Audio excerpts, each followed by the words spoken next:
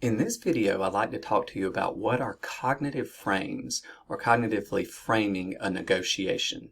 Okay, so to start with, in a prior video we talked about perception, and that's how we come into contact with and process the information context that we come into as part of the communication process.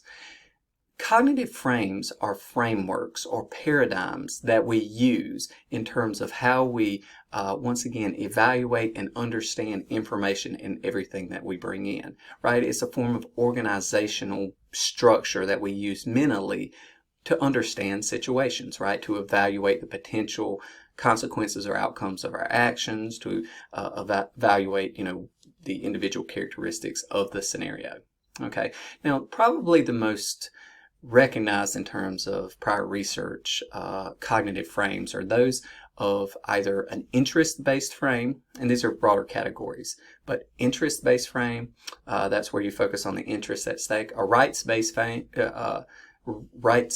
frame in which you focus upon your rights in the negotiation, or what you believe you deserve in terms of the negotiation, and that can be either the process or the substantive interest. And lastly, a power-based frame, and that is you see it as an opportunity or a need or desire to, once again, force your will upon the other person, right? To coerce their activity towards your desired outcome.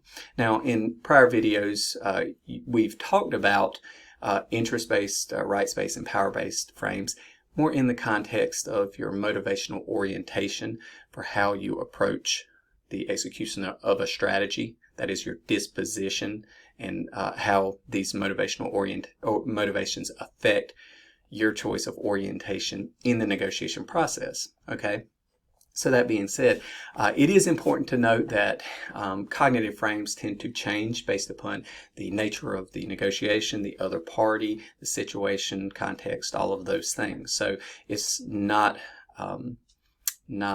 unheard of, or it should be expected that a cognitive frame can develop or shift between different negotiations. Now, that being said, I think it's important to identify some other perhaps commonly understood cognitive frames that you may see in a negotiation, and these could be subcategories of these broader categories, or once again just more specific frames that you may see in the negotiation process. First, a substantive frame, and basically that's looking at the substantive interest. That is, what is at stake in the negotiation? What is it that you are negotiating over? A focus upon that and a framework built around that, right? That everything permeates from that, but that's the center of the frame. That's the center of your focus in terms of how you process information. Next, an outcome-based frame. That is the ultimate result, right, of the negotiation. That's your focus, that's your objective. Everything permeates from there. Your framework is focused, again, on what the outcome could be, potential outcomes, that type of thing, right? So, and then your actions, once again, and how you process information is framed around that. Next, an aspirational based frame, and that's less about what the actual outcome of the negotiation will be, as it is what you want in the negotiation, and it can be even interest or that are outside of the negotiation, the larger context for you that you want for the resolution of the situation, right? So it's again an aspirational based frame, because once again it's larger than the particular outcome there of the negotiation, and that's how you process things. So it's more of a holistic view of the negotiation process. Okay, process-based frame, and that's more procedure-based. It tends to be very focused on rights, right, in terms of the procedural rights that you have towards fairness, right, and trust in the negotiation.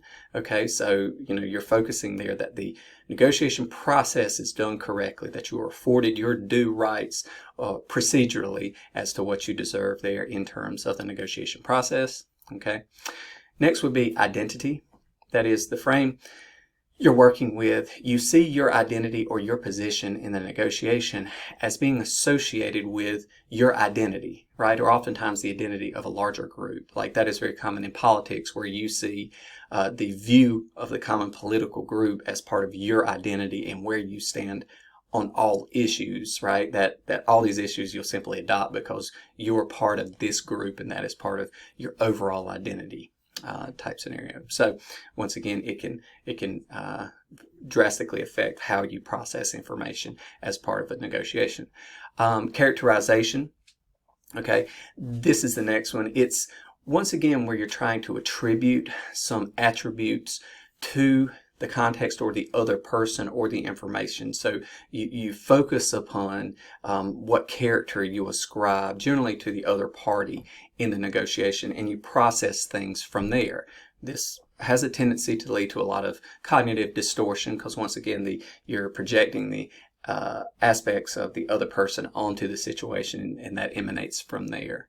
Okay, and then a loss-gain frame, and that's a what are the benefits, what are the negatives of the potential outcomes or of negotiating of the situation, right? So basically you're saying what could be the downside, what could be the upside, what is the combination, how can you mitigate risk against the other. So once again, it's a framework that focuses on plus minuses, right, of a given situation and how you evaluate it. These are just examples. There are probably many more that you could think of or identify through prior research that are extant cognitive frames. But nonetheless, these are good examples to help you understand how cognitive frames have an effect on the negotiation process.